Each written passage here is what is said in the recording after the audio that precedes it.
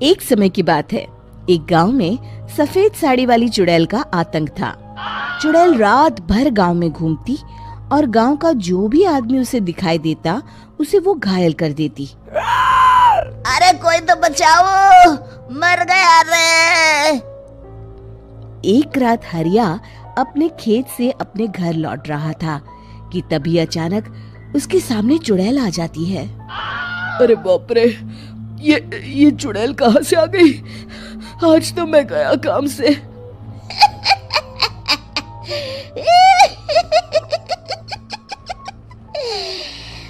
आज मुझे मेरा शिकार मिल गया। अरे चुड़ैल दीदी, मुझे छोड़ दो। जैसे ही चुड़ैल हरिया की तरफ बढ़ती है, हरिया वहाँ से भाग जाता है और अपने घर के दरवाजे पे पहुँचता है। अरे भगवान, जल्दी से दरवाजा खोलो, मेरे पीछे चुड़ैल पड़ी है। हरिया की पत्नी जल्दी से दरवाजा खोल देती है। अरे आप इतना हाफ क्यों रहे हैं?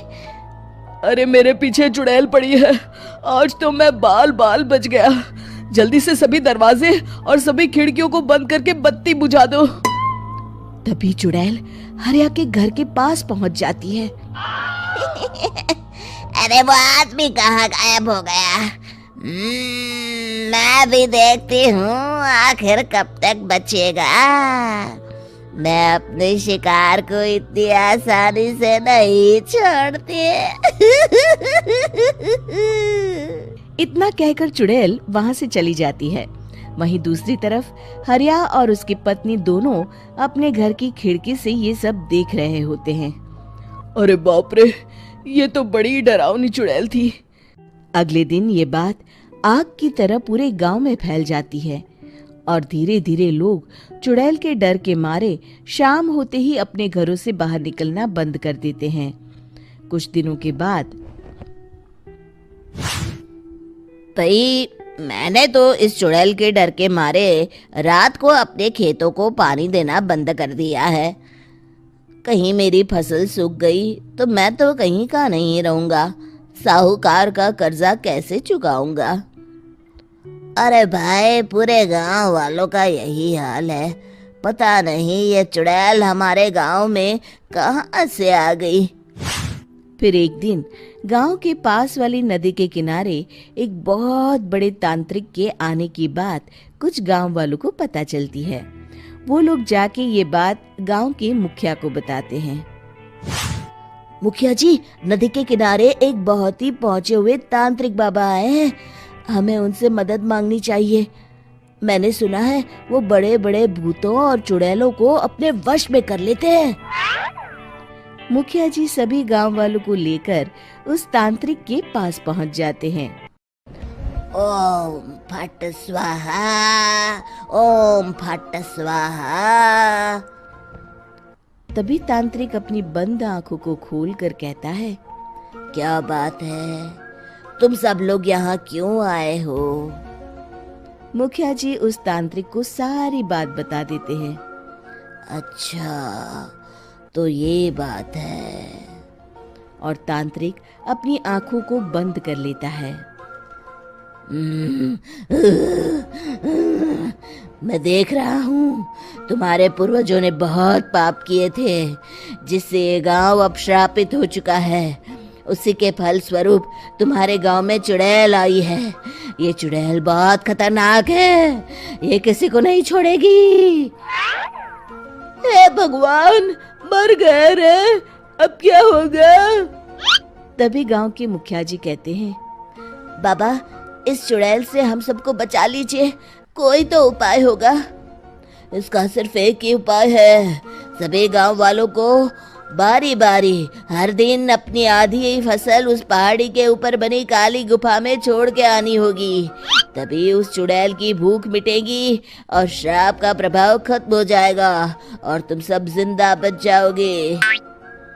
सभी गांव वाले उस तांत्रिक की बात को मान लेते हैं और वहां से चले जाते हैं। फिर अगले दिन से रोज उस गांव के लोग बारी बारी से अपनी आधी फसल उस काली गुफा के पास जाकर रखाते। कुछ दिनों बाद हरिया की बारी आती है। बाप रे, आज तो मेरी बारी है उस काली गुफा में जाने की। क्या करूं, वो तो बड़ी खतरनाक चुड़ैल है। मेरे तो हाथ पैर कांप रहे हैं।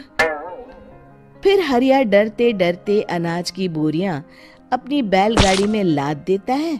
तभी हरिया की पत्नी उससे कहती है, देखो जी, संभल के जाना और किसी भी हालत में शाम होने से पहले वापस आ जाना।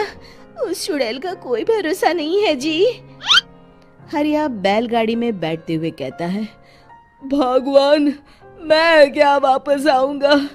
लगता है अब तो मेरी खबर ही आएगी।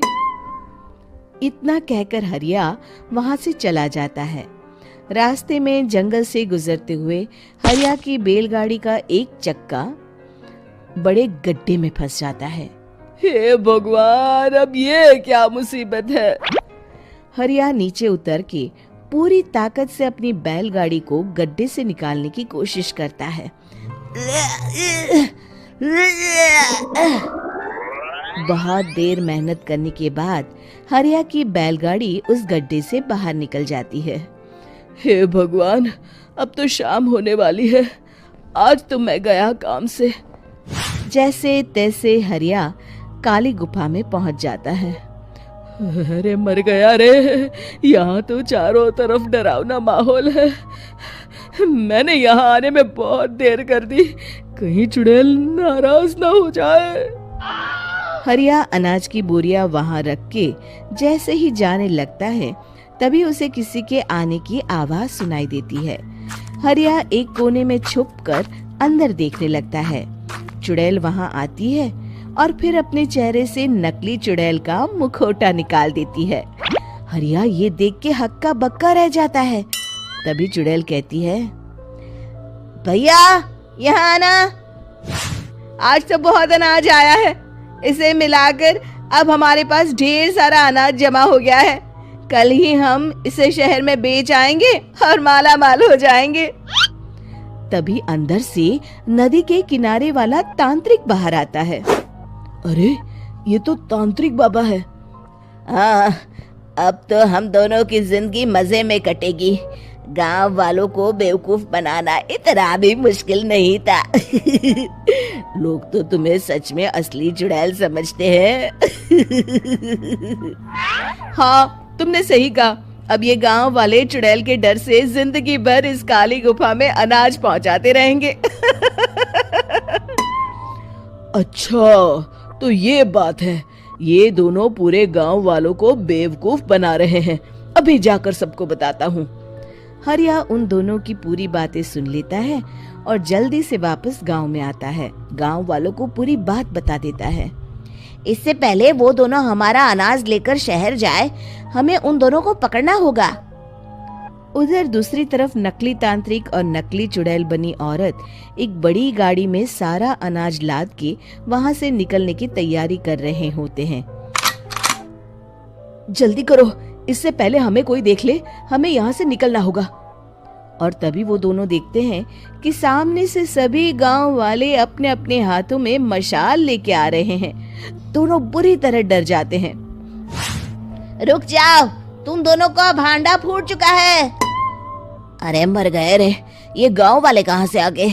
तुमने क्या सोचा इतनी आसानी से यहाँ से निकल जाओगे? ये अनाज हमने अपने खून पसीने से दिन रात खेतों में मेहनत करके उगाया है। दोनों मुखिया जी के पैरों में गिर जाते हैं। हमें माफ कर दीजिए, हम दोनों एक नंबर के कामचोर हैं। बिना मेहनत किए पैसे कमाना चाहते थे। हाँ हाँ, अब हम आगे से मेहनत मजदूरी करके पैसे कमाएंगे। हमें कुछ मत करना, हमें छोड़ दीजिए। इतना कह के दोनों गांव छोड़ के भाग जाते हैं और सभी गांव वाले फिर से खुशी खुशी रहने लगते हैं। शिक्षा, तभी तो कहते हैं कि किसी भी समस्या का समाधान केवल सूझबूझ से ही करना चाहिए और कभी हिम्मत नहीं हारनी चाहिए। दोस्तों, हमें उम्मीद है कि आपको हमारी ये कहानी पसंद आई होगी। कृपया हमारे चैनल को सब्सक्राइब करें और सभी अपडेट्स के लिए बेल आइकन जरूर दबाएं। और हाँ, वीडियो लाइक और शेयर करना मत भूलिएगा। Bye bye.